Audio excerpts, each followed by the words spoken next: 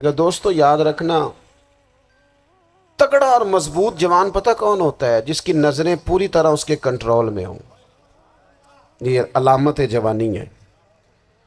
جس آدمی کا پوری طرح دو لوگ دنیا میں کبھی کوئی کارنامہ سر انجام نہیں دے سکتے، ایک جو حرام کھاتا ہو، ایک جس کی نظر ناپاک ہو۔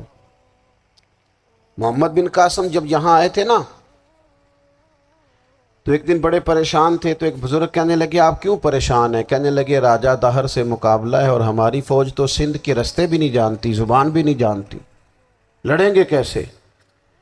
دو چار دن کے بعد ان بزرگوں کی دوبارہ محمد بن قاسم سے ملاقات ہوئی تو بڑے خوش تھے۔ کہا اب آپ کیوں خوش ہیں؟ کہنے لگے وہ میرا مقابلہ نہیں کر سکتا، میں نے تحقیق کر لی ہے۔ کہا کیوں؟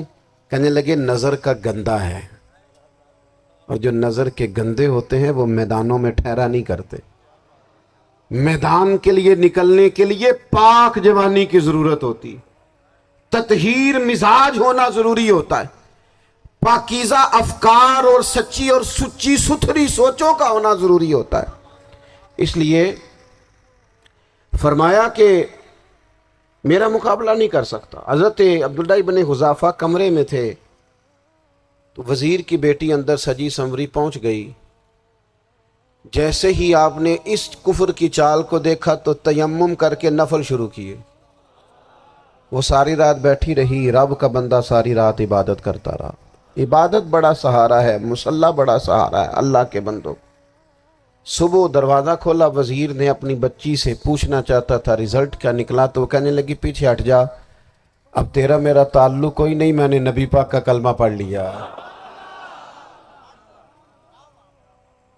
اس نے کہا میں نے بھی زمانہ دیکھا ہے، پر یہ کیا لوگ ہیں، کستوری کے بنے ہوئے، سندل سے دھلے ہوئے، کہ میں ساری رات کمرے میں رہی اور 100 اور 1000 آدمی جس جوان کا مقابلہ نہ کر سکے، اتنا طاقتور جوان کمرے میں رہا اور اسے نظر اٹھا کے نہ دیکھا۔ او کچا رنگے للاری والا جڑا چڑھدا تے لیندا رہندا ہے، اے عشق تیرے دا رنگ محمد چڑھیا پھر نہیں لیندا۔ میں کہا ایک دفعہ نظر اٹھا کے نہیں دیکھا، کمال ہو گئی۔ اتنے بڑے لوگ، اتنی بڑی سعادت مندی، فیروز بختی، معاملہ فہمی حد ہو گئی۔ اللہ اکبر۔ دوستو بادشاہ جب پوری طرح ہار گیا نا، اس نے کہا مار دو۔ تیل گرم کیا ایک کڑاہی میں، اور جب آپ کو اس میں ڈالنے لگے تو آپ کی آنکھوں میں آنسو آ گئے۔ بادشاہ کا خیال ہوا شاید نرم ہو گئے ہیں، کہنے لگا روئے کیوں؟ فرمانے لگے سوچتا ہوں جان ہی ایک ہے،